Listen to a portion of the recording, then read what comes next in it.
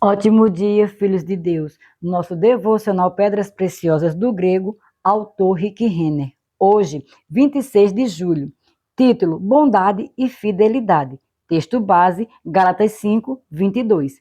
Mas o fruto do Espírito é amor, alegria, paz, longanimidade, benignidade, bondade, fidelidade.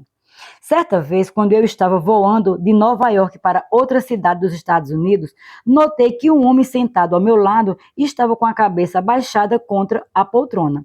Percebi que ele estava sofrendo algum tipo terrível de dor latejante na cabeça. Então lhe perguntei: posso orar por você de alguma maneira? O homem olhou para mim com uma expressão de alegre surpresa. Por sua resposta, descobri que ele era cristão. Ele ficou encantado por eu ter me oferecido para orar por ele. Então, com sua permissão, estendi as mãos, as impus sobre ele e comecei a declarar cura sobre a dor de cabeça que ele estava sentindo. Após a oração, perguntei ao homem: em que você trabalha? Ele me disse: eu sou um empresário rico. Juntei-me a vários outros empresários muito ricos e viajamos em equipe pelo mundo para encontrar organizações dignas e obras evangélicas que precisem de dinheiro para promover o reino de Deus. Quando as encontramos, tratamos de financiá-las para que possam operar sem ter de se preocupar com arrecadar dinheiro. Quando pensei sobre esse homem e a bondade de seu coração, lembrei-me da palavra bondade em Gálatas 5:22, em que o apóstolo Paulo escreve: mas o fruto do Espírito é amor, alegria, paz, longanimidade, benignidade, bondade. O desejo de dar daquele homem é exatamente o significado da palavra bondade. Seu anseio de ajudar os outros demonstrava o fruto da bondade produzido sobrenaturalmente no coração dos crentes pelo Espírito Santo. Bondade. A palavra bondade vem do grego agathosune, a qual provém da palavra agathos, que significa bom. Porém, quando agathos se torna a palavra agathosune, significa bondade no sentido de ser bom para com alguém. Essa palavra era usada para retratar uma pessoa generosa, de grande coração, liberal e caridosa com suas finanças. Nós chamaríamos essa pessoa de ofertante. Ao ler Atos 10:38, descobrimos que esse fruto do Espírito operava poderosamente em Jesus. O versículo diz: como Deus ungiu a Jesus de Nazaré com o Espírito Santo e com poder, o qual andou por toda parte fazendo bem e curando a todos os oprimidos do diabo, porque Deus era com ele. A maioria das pessoas que pregam com base nesse versículo se concentra basicamente na parte da cura. Mas hoje quero chamar a sua atenção para a frase fazendo o bem, porque é crucial para essa discussão. As palavras fazendo bem provêm de euregetel, que é uma antiga palavra que indicava um benfeitor, um filantropo ou alguém que apoiava financeiramente obras de caridade. Essa palavra só seria usada para descrever uma pessoa que possuía uma grande quantidade de recursos financeiros e os usava para ajudar os menos afortunados. O envolvimento da palavra eugeretel é em função de Jesus possuir uma grande quantidade de recursos financeiros em seu ministério, além das ofertas que eram recebidas para o seu ministério. Lucas 8:3 nos diz que um grupo de mulheres muito ricas também apoiava financeiramente o seu ministério. Além disso, em João 12:5, podemos inferir das palavras de Judas que o ministério de Jesus prestava um significante auxílio filantrópico aos pobres e necessitados, do qual Judas ficou encarregado. Considero isso muito importante, porque me diz que Jesus não só realizava obras sobrenaturais, ele usava também os seus recursos para fazer boas obras no reino natural. Jesus cuidava dos pobres, ajudava a alimentar os necessitados e utilizava os vastos recursos financeiros disponibilizados ao seu ministério para atender às necessidades básicas de seres humanos.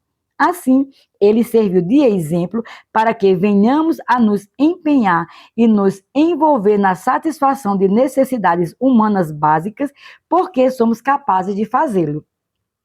Isso me diz que agir com bondade é uma característica da natureza de Deus. Lucas mencionou esse aspecto da natureza de Jesus em Atos 10:38, juntamente com seu poder de cura sobrenatural, alertando-nos de que Deus está tão interessado em ajudar os pobres e necessitados com ajuda financeira quanto em curar seus corpos sobrenaturalmente. A verdade é que ajudar a satisfazer as necessidades físicas de outras pessoas é um ato de bondade que Jesus praticava e ainda anseia praticar por intermédio de seu povo.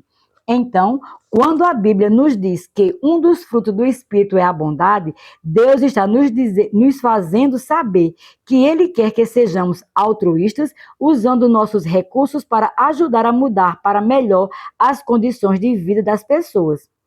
Isso é absolutamente contrário à carne, que gastaria consigo mesma todo o dinheiro que sobrasse. Porém, quando o Espírito está operando poderosamente em nós, desloca nosso foco de nós mesmos para as necessidades dos que estão à nossa volta. Assim, o fruto do Espírito, chamado bondade, é aquele impulso sobrenatural que uma pessoa tem de ir além de si mesma para atender às necessidades naturais das pessoas ao seu redor. Quando um crente está andando no Espírito, seus olhos estão sobrenaturalmente abertos para ver as necessidades da humanidade e seu coração é tocado para atender a essas necessidades. É por isso que não há maior benfeitor nem filantropo do que uma pessoa que é cheia do Espírito e que está produzindo o fruto do Espírito em sua vida. Fidelidade. A palavra fidelidade vem da palavra grega pistis, comumente usada no Novo Testamento para designar fé. Entretanto, nesse versículo transmite a ideia de uma pessoa fiel, confiável, leal e firme. Retrata uma pessoa devotada, fidedigna, confiável, dedicada, constante e inabalável. Isso, naturalmente, é contrário à carne, que procura ser preguiçosa, descompromissada, inconstante e totalmente não confiável. Quando Paulo escreveu a Timóteo e lhe disse como escolher líderes, exortou a escolher homens fiéis. Essa também é a palavra pistes, que nos diz que é obrigatório que esse fruto do Espírito fosse encontrado nos líderes. De fato, é também usado em 1 Coríntios 4:2, onde Paulo escreve: Ora, além disso, o que se requer dos despenseiros é que cada um deles seja encontrado fiel.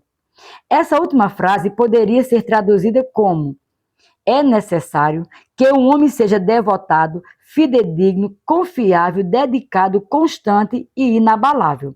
Essa fé ou fidelidade é tão estimada por Deus que aparece em 1 Coríntios capítulo 13, verso 13, em que Paulo escreve: Agora, pois, permanecem a fé, a esperança e o amor. Esse fruto do Espírito faz parte da natureza eterna de Deus. A Bíblia enfatiza que Deus é fiel, 1 Coríntios 1:9, e totalmente confiável, Números 23:19. Diz: Deus não é homem para que minta, nem filho de homem para que se arrependa. O próprio Jesus é o mesmo ontem, hoje e sempre. Hebreus 13:8. Se este comportamento imutável, constante, estável e inabalável é a natureza do próprio Deus, não deve nos surpreender que, quando permitimos que o seu Espírito opere livremente em nossa vida, ele nos torna fiel e firme, exatamente como Deus. Deus é fiel. Portanto, devemos esperar que a fidelidade cresça em nossa vida como um dos frutos do Espírito Santo. O Espírito Santo tem liberdade suficiente para produzir bondade e fidelidade em sua vida hoje? Você é egoísta e egocêntrico e consome todo o seu dinheiro extra com você mesmo e nunca demonstra preocupação com as necessidades dos que estão ao seu redor? Os outros conhecem você como alguém instável, não confiável e não fidedigno? Se a resposta for sim para qualquer uma dessas perguntas, isso não indica que você não está permitindo que o Espírito Santo faça sua obra em você? Se ele realmente tivesse a liberdade de operar em sua vida, os frutos de bondade e fidelidade seriam evidentes em você? Você não concorda? Minha oração para hoje. Senhor, quero que tu operes tão poderosamente em mim que a bondade e a fidelidade se tornem parte integrante da minha vida. Perdoa-me pelos tempos em que fui carnal e insensível às necessidades humanas que estão ao meu redor. Passei ao lado de pessoas muito necessitadas, mas nem reparei. Estou convicto disso, Senhor, e estou pedindo que tu me ajudes a mudar meu foco de mim para as pessoas à minha volta. Também peço que tu me ajudes a me tornar tão fiel que as pessoas saberão que podem depender de mim. Assim eu oro em o nome de Jesus. Minha confissão para hoje. Confesso que sou sensível às necessidades humanas das pessoas à minha volta. Além de crer que as minhas próprias necessidades serão atendidas. Eu também creio que terei recursos financeiros para ajudar a atender às necessidades dos outros. Assim como Jesus foi uma bênção em sua geração, eu sou uma bênção em minha geração. Sou estável, inabalável e constante em todas as áreas da minha vida, refletindo a vida e o caráter de Jesus Cristo em tudo o que faço. Declaro isso pela fé, em nome de Jesus. Para refletir. 1. Quanto tempo faz que você doou sacrificialmente para ajudar pessoas pobres e carentes? Você sequer está ciente das necessidades dos pobres e necessidades de seu bairro, sua cidade ou do mundo? 2. O que você pode realizar neste momento para começar a fazer o bem a pessoas próximas de você que têm sérias necessidades básicas? Você pode lhes fazer uma doação, levá-las ao supermercado ou encher um tanque de um carro delas? O que Jesus faria? 3. Você tem reputação de ser fidedigno, confiável e digno de crédito? Quando um crente está andando no Espírito, seus olhos estão sobrenaturalmente abertos para ver as necessidades da humanidade, e seu coração é tocado para atender a essas necessidades. É por isso que não há maior benfeitor nem filantropo do que uma pessoa que é cheia do Espírito e que está produzindo o fruto do Espírito em sua vida. Sejamos abençoados na prática da palavra.